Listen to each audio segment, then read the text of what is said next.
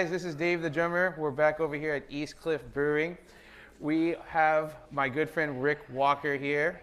Rick is actually the first local friend that I made here in Santa Cruz. And when I made this show, it was fully intended to get Rick into interview with us. And so I'm very, very proud to present Rick Walker.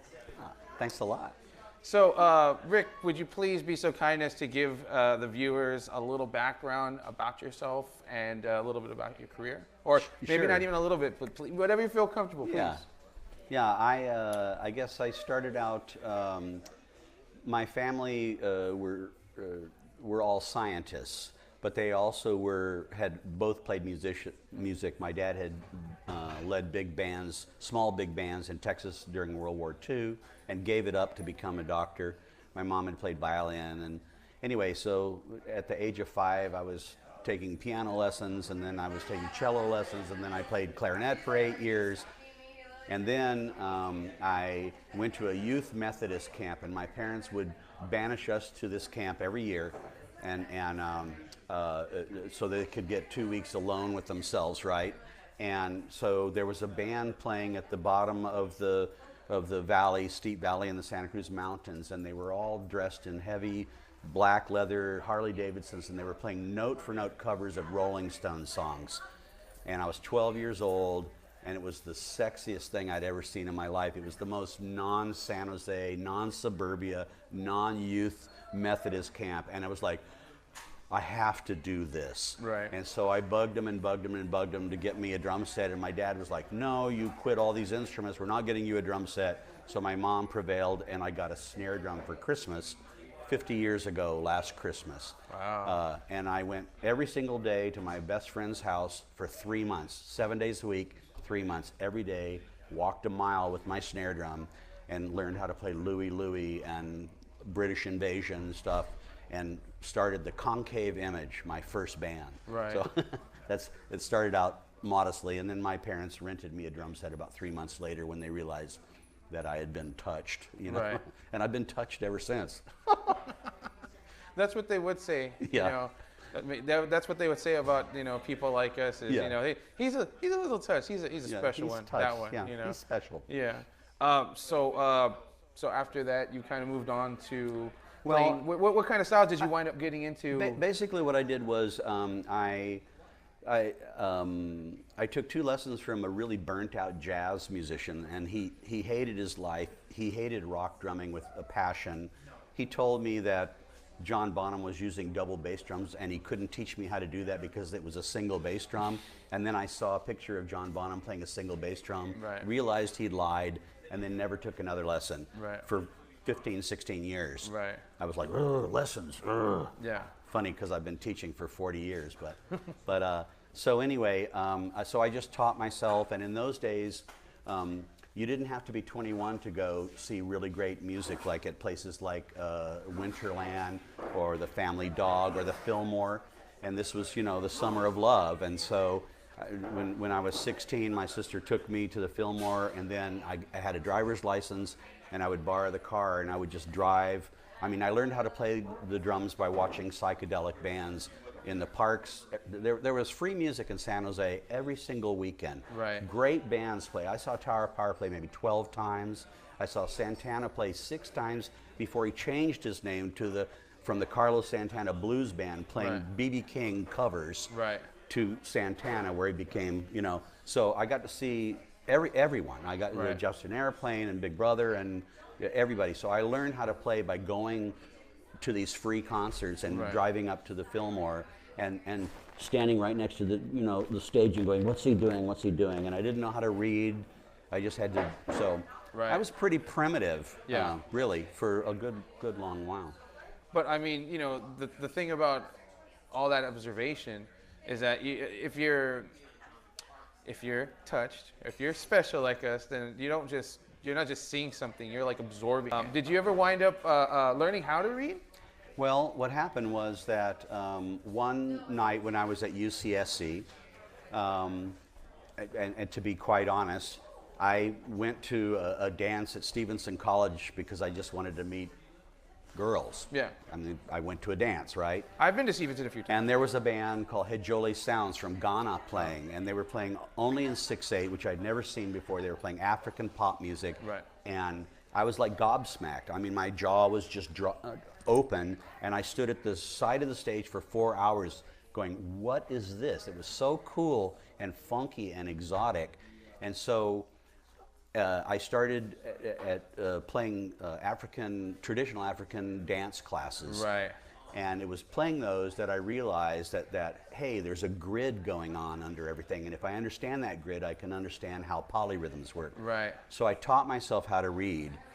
And when I taught myself how to read, I learned more in 1 year than I had in the previous 15 years before that. Right. So, and then I started taking lessons from master drummers from all over the world. Right. And for about 25 years, I was just like foaming at the mouth student. Right. And so then I became really interested in like really knowing what was going on and learning how to play very, very sophisticated rhythms, how to incorporate rhythms from all over the world into my trap set drumming. Right. But then I started playing hand percussion, djembes and congas, etc., Haitian drums. Then I started playing finger drums, frame drums, and tabla and things like that. So I just really branched out at that time, and then really for a long time, for 25 years, I mostly was a percussionist who did drumming. Right. Whereas I had been a drummer before that, and so like it just went like that, my consciousness or whatever, and then I started teaching. So started teaching this system that I came up with that was a holistic approach to rhythm on the planet. And you've been teaching that kind of the holistic rhythm stuff. You've been teaching that, you said, for about 25 years or something like that? Well, I started the first rhythm intensive. I just went back and looked. Right. And I started the first rhythm intensive because I was doing a lot of studio work, and I played with bass players who were really, really good. Right. Super good on their instruments. But if they were presented with, say, an African rhythm that they'd never heard, they didn't know how to compose a bass line. Right. So I began fascinated by studying bass lines from all over the world and going, how, in each culture, how do they incorporate it? And then I began to see that there were these relationships that were really pretty mathematical. Yeah. They were subsets of things, right? Right. So I started teaching the bass rhythm intensive. Right. I tried to teach bass players how to learn how to play this new world beat music that we were just innovating and starting. And that was 30 years ago. Now, Rick and I were talking about Peter Gabriel, actually, a little bit before we started recording the interview. And Peter Gabriel is definitely somebody who brought world music to like the forefront of, I would say, I wouldn't call it pop music, but I would definitely say he brought it out in front as, like, say, for instance, like a battering ram, I guess, to get through. Because, I mean, even his pop hits have some polyrhythmic, African-based kind of stuff. Shock the Monkey, I mean, if you listen to that, you can't tell me that doesn't have some kind of influence of the world music. Those African kind of drums that are in there. So, I mean, the 80s, that's when, like, world music's really kind of like everybody wants to get their hands in that pie. And there were fusions of world music with different kinds of music. Yes. And as a matter of fact, in the 60s, there was a movement called the Third Wave movement, which was largely Indian music with jazz. And then there were bands like Kaleidoscope, David Lindley, early stuff that were doing kind of folky stuff that was doing it. But the whole world pop thing, pop being influenced by it, occurred. And Gabriel was one of the people. Paul Simon was one of the people, and the Police. Absolutely, those three bands were the first people who started really aggressively mixing rhythms from other cultures in, and we were doing that from in 1980. We had a band, and that's what we were doing, called Rhythmical. So, and it was before they called it World Beat, 2 years before, and so it was bubbling up at the time. Right. That's tasty. I never knew that. Yeah. Yeah, but I mean, every time we talk, I mean, even when we're not being filmed for talking, you always wind up blowing my mind with some new facts. I mean, I still remember the first couple times we would hang out at the Rush and play pool, and he would tell me stories about meeting guys like Chester Thompson, and just blowing my mind because I was becoming a huge Chester Thompson fan at the time. Chester Thompson, of course, plays with played with Genesis, the touring drummer for a very long time. Yeah. Became Phil Collins' drummer when he was going out doing solo shows. Got to play with Frank Zappa, and I think he did an album with Heavy Weather, if I remember correctly, or Weather Report. I'm sorry, not Yeah, Heavy Weather Report. Yeah. And so, I mean, Rick's always blowing my mind with stuff, you know, with all these facts and things, you know. But yeah, so tell me a little bit about we were talking about African percussion, and you were kind of getting interested in that. That's something that you've been deeply, you know, invested into, and you even said you were a drummer that was doing percussion, and then you became a percussionist that it was a drummer. Can you maybe elaborate a little bit more on like that? There are a couple really simple paradigms in music all over the planet, and I need to name check John Connell, a good friend of mine, who hit me to one of these concepts. He said all over the world you have ethnic folk music where there's one person playing an instrument and singing, and there's a drummer. So the two-person group is like the White Stripes didn't invent it, right? It's a paradigm all over the world. And so what you have is you have rhythm, you have melody, and you have vocals. When you introduce Western music, then you start having harmony as well. The drum set has deep bass in it, it has a mid-range from the snare drum, and it has hi-hats. And you can power an entire group by never hitting a tom or never hitting a cymbal. You can really play a lot of drumming, and so that's the basis. Everything else sort of adds to it. You know, it's like it's spice, right?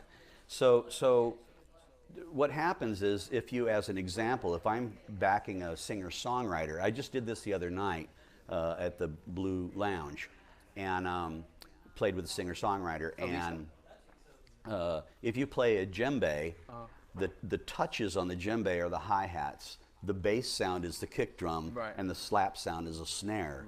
And so, and you have that paradigm, even when you hear a really good djembe, or as they say in Senegal, djebe, a really good djebe master, they have the boom, you know, you have that kind of thing. So you find that, you know, if you look at the tabla, it does the same thing. They're bass notes, they're mid-range notes, and high notes. And we're orchestrating the instruments, which is why, by the way, a lot of drummers end up being producers, a lot of drummers end up being arrangers, because you're arranging multiple instruments at one time. So you can morph it. I can play a darbuka, you know, Middle Eastern darbuka, or I can play a kanjira, which is a frame drum from India, or a drum set, or a jebe, or whatever, and it's the same kind of thing. So you can take one instrument, its vibe, and you can like move it over. You can play Indian music on a drum set. You can play drum set, you know, on a doumbek, whatever. And it's pretty universal, because what do? We have low, mid, and high in our range of hearing. So when I started backing people and touring with people like Bob Brosman and Martin Simpson, recording records with them, that's what I was doing. I ended up taking a single flat kick drum, a little teeny snare drum, little teeny hi-hats, and one flat ride cymbal, and then I had a djembe, frame drums, a darbuka, and some percussion, and then some mouth percussion, right? And that was just, it was just like a world music kit. It was like I could go any direction, backing them, you know, or just playing with a conventional musician, you know, using that approach. So to me, the drum set is a percussion instrument, and a lot of people delineate drum set and drummers and percussionists, but to me, it's all the same thing. And you know, if you use a 5-pound gong mallet and you're hitting a 28-inch gong, and you've got to go really, really quickly to get it to swell, and it's 5 pounds, right? And you have to have a feather touch. Or if you have the skinniest piece of steel and you have to have a feather touch on a triangle. Or you have big marching drumsticks, or you have really tinny, skinny jazz sticks. To me, because I learned how to do this, like I just can pick up anything and play, because it's just a matter of, hey, you're using something to strike something, and you have to change your muscles a little bit to do it. So I don't even, I think I frustrate my students because there are no matching drumsticks in my studio. It's all, you know, it's like, no, just pick up any two, it's cool. Go, you know.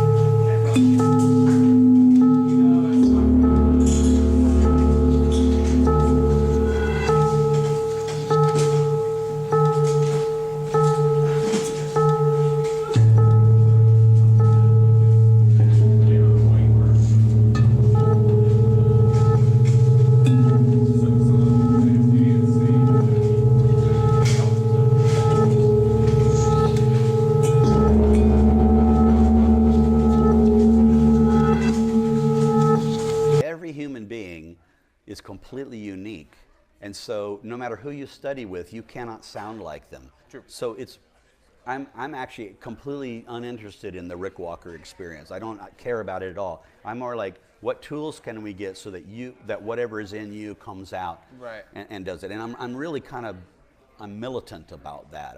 It's just getting people to be creative, Right. to be really creative. That to me is the goal. And then we can look at what ways to do it. Do we learn about melody and harmony, or do we learn about rhythm, or do we, production or sound design? It doesn't really, it's all the same to me. Right. It's all just, manifesting. Bringing out the best in somebody. Yeah, and creativity. finding out those tools that they can use and take with them, you Yeah. know, because I definitely agree that all percussionists, not just drummers on a whole, but all percussionists, they have a big bag of tools, and so it's basically what you picked up from watching and from listening. Yeah. And sometimes you do have people show you exactly what they did to show you a drum pattern so that you could at least play the pattern. But like you said, and it's 100% true, you're never going to play exactly like somebody. We're talking about Chester Thompson. Chester Thompson's job for a long time was to sound like Phil Collins. Right. But he was never going to sound exactly like Phil Collins. But he sounded close enough. And so that was the thing. And he had to work at sounding like Phil Collins. His own natural style was not lent towards that. You as a drummer, you learn to be a chameleon. Very good one. If you're, somebody that cares about what you do as an art form, as a percussionist, you can become a very good chameleon. So can you tell me a little more about influences? Like, who influenced you? Well, not just trap set percussion, but like percussion overall on a whole, musically. And interestingly enough, in my life, it was always musical artists who influenced me more than drummers per se. Right. I've loved drummers. There are many drummers that I do love. Yes. But the Rolling Stones. Right. Boom. The Beatles. Boom. The British Invasion. Those are the bands. Matter of fact, I'm thinking about putting together a riff rock band that goes back and does all the British Invasion stuff. Everything that was whatever, that kind of rock and roll, minimal rock and roll. Right. I grew up in a lily white upper middle class suburb in Willow Glen in San Jose. Right. And out of 2,000 people, there was one Afro-American in the whole school. Right. And I found one of my best buddies who was in the first band with me. Right. We both nervously admitted to each other that we loved Motown and we loved Stax and we loved, black R&B, and nobody in our school was into it. Nobody. Yeah. I mean, we had a Beatles versus the Beach Boys thing at our school, and the Beach Boys won. Okay, Right. that's where I came from. It was like the suburbs, Right. So I've just loved music of the African diaspora my whole life. All its manifestations, all the way up through hip hop or whatever. Right. And then African music. I was a fanatic for reggae for a long time. I was really into African music, really into Middle Eastern music. I played for belly dancers for years and years. And, Right. Indian music's wonderful. I played with Debashish Bhattacharya and Deepak Ram and He was just here not too long ago, wasn't he, Deepak? yeah, I do believe, but I didn't get to see him this time. No. But that kind of gets to be a little hard, I heard, in certain times. It's harder to get tickets than others, or just, the timing because Yeah, he's wonderful. Deepak Ram's wonderful. Awesome. And Okay. Debashish Bhattacharya is the heaviest musician I've ever played with my whole life, and I played with a lot of acknowledged master musicians in my life. And if you don't know Debashish Bhattacharya, go check him out. Have you had a chance to play with Mr. Badish in town? I believe he has a store. Batish? Yeah, Ashwin? Batish, yes. Yeah, sure. Yeah. Yeah. I've passed by his place a dozen amount of times off of Mission Street, and had always wondered. And then I saw his son is a percussionist as well. Oh, his And they both are son. like, So I would just, I've seen them mentioned dozens and dozens of times in town, different functions and stuff, and it'd be cool to actually get to meet those guys. I'm sure it will at some point. Well, Keshav, Ashwin's son, Yes. is a really good drum set player. He's a really good tabla player, and he plays sitar really well. Right. And he's really young. Yeah. I mean, he's he's going to be one of the world's great musicians as he grows up. Ashwin's wonderful as well and plays tabla and sitar, and he's also been he was a big world fusion force. He had records out in the 80s that were fusions of and I played with him a few times. And now he's here in Santa Cruz. You know, he always has been. Yeah. Oh, was he always based out of Santa Cruz? Yeah, Ashwin has been here. Yeah, he had an Indian restaurant on Mission Street for a long time. That was that place. That was a restaurant before. No, I used to go eat Indian food and watch Ashwin. He would just come out and play. You'd be eating your, whatever tikka masala, and Ashwin would just come out and play for free. Right. For anyone who was there, it was pretty magical. Very nice. Yeah. Very nice. Guys, we're going to come back for the second part of the interview with Rick. We're going to talk a little bit more. And thank you guys for watching. Stay tuned. Part 2 next week.